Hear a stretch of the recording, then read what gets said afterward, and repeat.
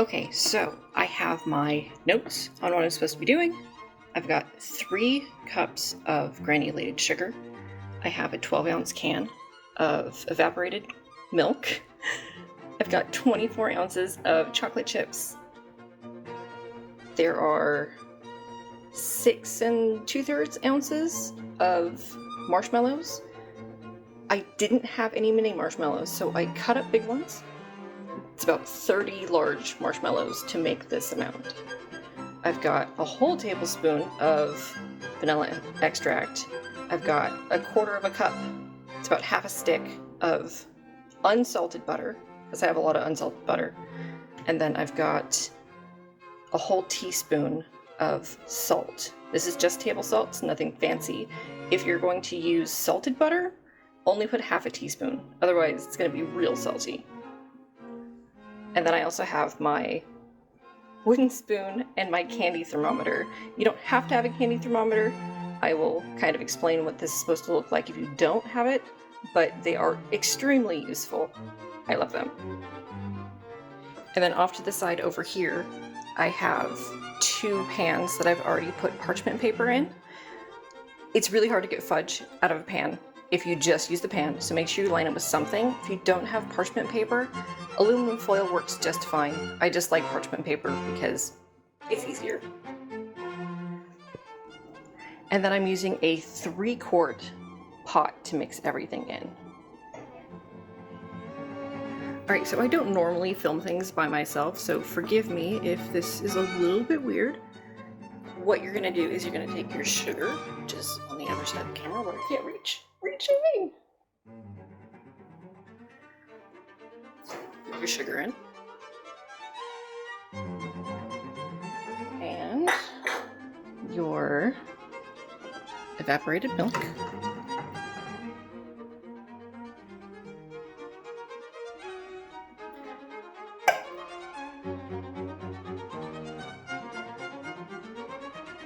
And your butter.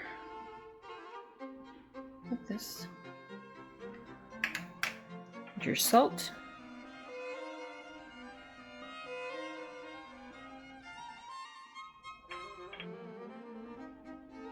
Alright, and then once you have all that together, you're going to turn on your burner to medium heat.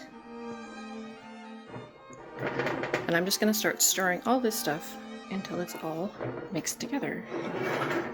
Turn the handle around. So the idea here is to really dissolve the sugar into the mix and make sure that it's all really dissolved.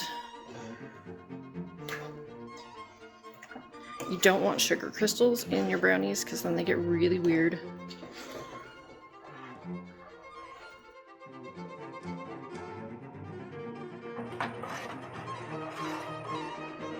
So, and while it's doing this, you want to stir it constantly. You don't want to just leave it, because sugar burns to pans real fast.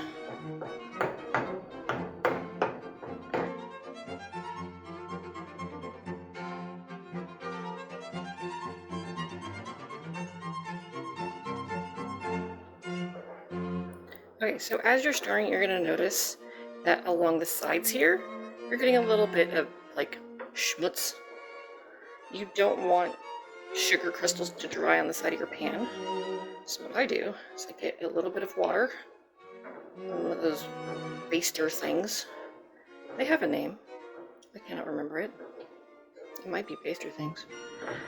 And you're just going to wipe those off with this. So a little bit of water is not going to hurt your fudge, but the sugar crystals will. So you want to get rid of those. And you just wipe them down like this. It's really hard to do this while you stir, but I'll do my very best for you guys. Okay, so that's good for now. I'll wait till it's boiling a little bit more, because they don't matter right this second. I'm just going to try to scrape them off the sides also, and get them back into the fudge. So as you can see,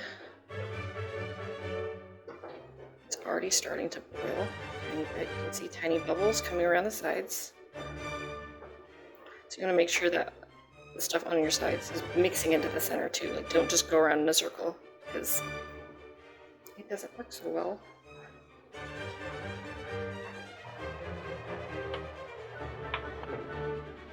It's starting to boil a little bit more. We're gonna get this up to like a rolling boil, and that means that big bubbles are coming up out of it, not just the tiny ones.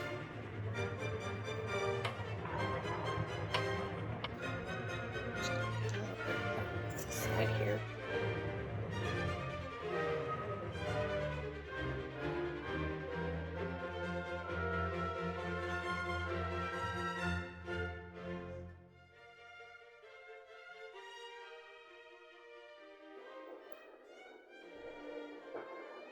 Scoot my pan over. Okay, I'm not quite over the burner. There we go. See, that's better. Now it's boiling on all sides. Okay, so this is a rolling boil. So what I'm gonna do now is I'm gonna clip this to the side magically, right? I've never done this before. I really have. Shut up, mother! Okay, I'm gonna turn down my heat slightly, so I don't burn the crap out of myself doing this. I'm gonna put this on here. Come on. Come on. Okay, I'm just gonna hold it, because apparently I'm terrible at clipping things today. I'm just gonna stir it. You wanna stir it as much as you can. I'm gonna turn that on. You need to get this to 240. So right now it's already at 219. This is only gonna take a couple of minutes.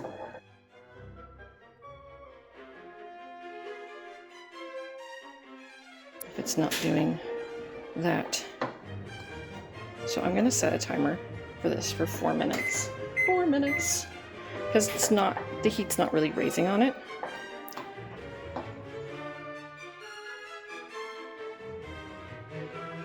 Turn this back up to medium.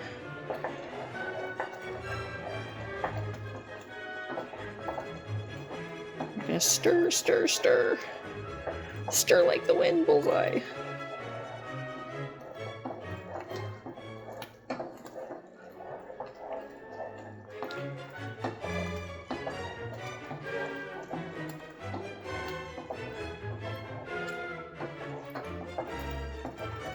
This is like suspiciously not raising. I know that cannot be the case. Oh, it went up a degree. I don't think that's right. Okay, so I'm just gonna take this out and I'm going to just do it as the instructions. You guys probably don't have a candy thermometer anyway, because who has that? I had to order one. And honestly, it's not working on this, so we are gonna just do it the old-fashioned eyeballed way.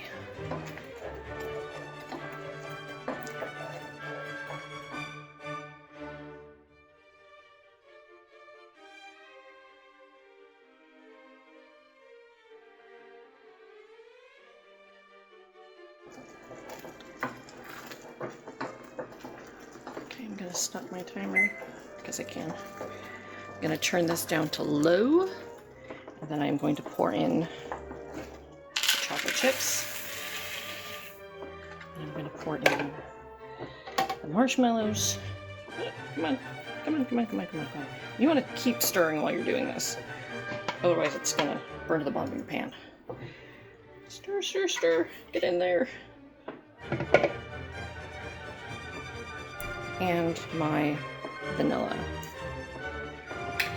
And I'm going to keep the heat on this until all of my marshmallows and chocolate has melted really well. A lot of instructions will tell you to take it off, but in my experience that is not a great plan. It's because marshmallows kind of don't melt as fast as people think they do. And they do need a little bit higher of a heat, so when you're doing this, make sure you're scraping the bottom of your pan too. I'm just gonna keep going. If you can find marshmallow fluff, That's actually ideal. That works a lot better than the regular marshmallows. The regular marshmallows have a coating of confectioner's sugar over them, and it does kind of change the way that they work.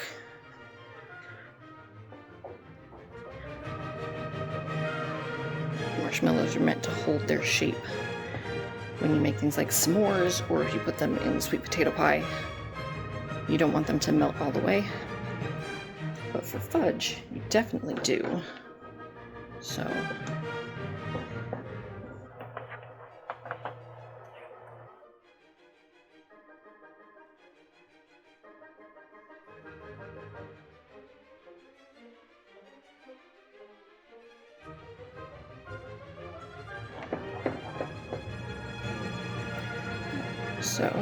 it looks like everything is good. It's all nice and smooth. So I'm going to turn off my burner. Keep stirring, and I'm going to aim this over here. Can she do it? She can. Okay. And I'm just going to take my whole pot, and I'm going to put half in this. Let's pour it right in the center. Put the other half here. Hopefully, it's a little bit even, at least kind of. So there's different types of fudge. This type sets in the pan. There's another type that you would put on like a cutting surface, and you do this thing called kneading. And that kind of fudge is really good, but it's also a huge pain to make. So I'm not doing that today. Maybe another day.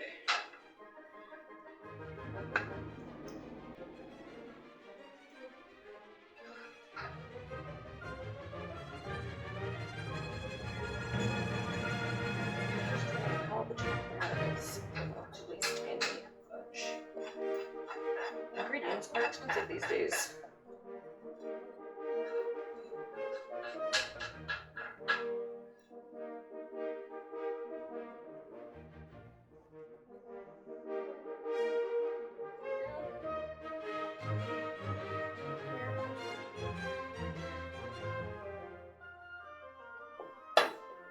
Smooth it out a little so it's pretty.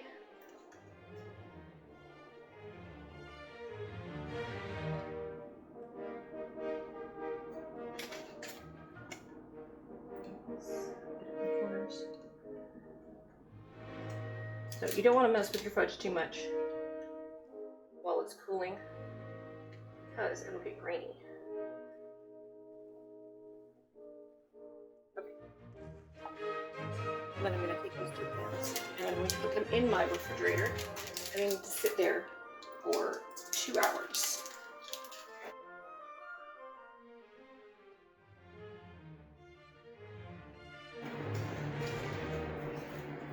Okay, so this whole thing should just lift out. It's been 2 hours. Scoot this over so you can actually see it. It's been 2 hours. It's been more than 2 hours, but I did check it after 2 hours. And it's nice and stiff on the top. If it was not set correctly, my finger would sink in and it would be sticky and disgusting. Anyhow, so I'm just going to lift up this entire piece. Oh, the whole thing comes out. Look at that. Amazing. Bonus piece of fudge right there. Just put it right in the corner. Scoot this over.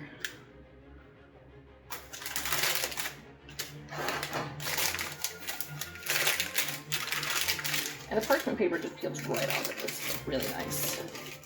I am actually going to cut it with the parchment paper on it. And we're just going to make little squares. Just pull it off a little bit so it's not stuck. Use a big knife.